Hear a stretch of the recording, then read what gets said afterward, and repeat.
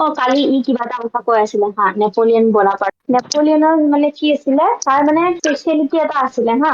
সি কেনেকুৱা হয়, সি মানে চুইচ অফ কৰিব পাৰে ইমোচনবোৰ। মানে জোচেফিন আছিলে ন তাৰ মানে লাভাৰ, সি জোচেফিনক বহুত ভাল পাইছিলে। কিন্তু উম, জোচেফিনেতো মানে সেয়া কৰিছিল ন, তাইৰ বেলেগ এফেয়াৰ আছিলে। বিয়া হোৱাৰ 2 মাহ মান পিছতে নে 3 মাহ মান পিছতে তাইৰ বেলেগ এফেয়াৰ আৰম্ভ হৈছিলে ন।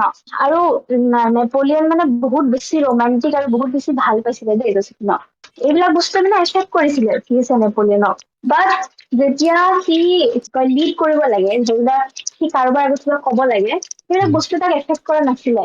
কিন্তু আমাক এফেক্ট কৰে। সি মানে এনেকুৱা চুইচ অফ কৰি দিব পাৰিছিলে। ধৰি লওক সি কান্দি আছে, দেন 5 মিনিট পিছত তাৰ এই কিবা ক'ৰবাত ভাষণ দিব লগা আছে, ত' সি সেই বস্তুক চুইচ অফ কৰি সি ধুনীয়াকে সেই মানে তাৰ বাকীখিনি কাম কেৰি অন কৰিব পাৰে।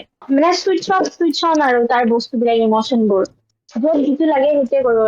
আৰু মানে এনেকুৱা নহয় যে তাৰ ইমচনবোৰ হৰ জেগা স্কেটাৰ্ড হৈ থাকে। সি মানে ধুনীয়াকে ৰাখিব জানে আৰু আলমাৰিত মানে একদম ধুনীয়াকে এটা পাৰ্টত এইখিনি ইমচন, এটা পাৰ্টত এইখিনি ইমচন সেনেকে ৰাখিব পাৰি। এইটো হেল্ডি জানো?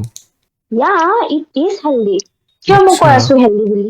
কাৰণ মই কৈ আছো শুনা, তোমাৰ এনেকুৱা নহলে চোৱা, সি মানে নিজৰ ইমচনবোৰ কন্ট্ৰল কৰিব পাৰে ঠিক আছে।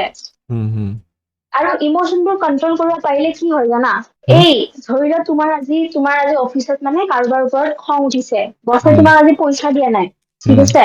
হুম, তুমি বছক ক'ব নোৱাৰা, হুম, হুম, বস্তুটো আহি কাৰ ওপৰত উঠিব, তোমাৰ ৱাইফৰ ওপৰত উঠিব। আৰু হুম। তুমি তাইক গালি পাৰিবা, তাইক কোৱা বোলে তুমি কি কয় মানে বছৰ যিখিনি মানে কথা ক'ব বেলেগৰ নোৱাৰা খং তুমি ৱাইফৰ বেলেগৰ ওপৰত ওপৰত আহি উঠোৱাটো। উঠিবা। ইয়া ৰাইট। হুম, কিন্তু যদি তুমি চুইচ অন কৰিব পাৰা তেনেহলে তোমাৰ সেই বস্তুখিনি তাতে থাকি গ'ল ন। হুম, তুমি মানে কম্পাৰ্টমেণ্টেলাইজ বুলি কয় নেকি ৱৰ্ডটো। আচ্ছা।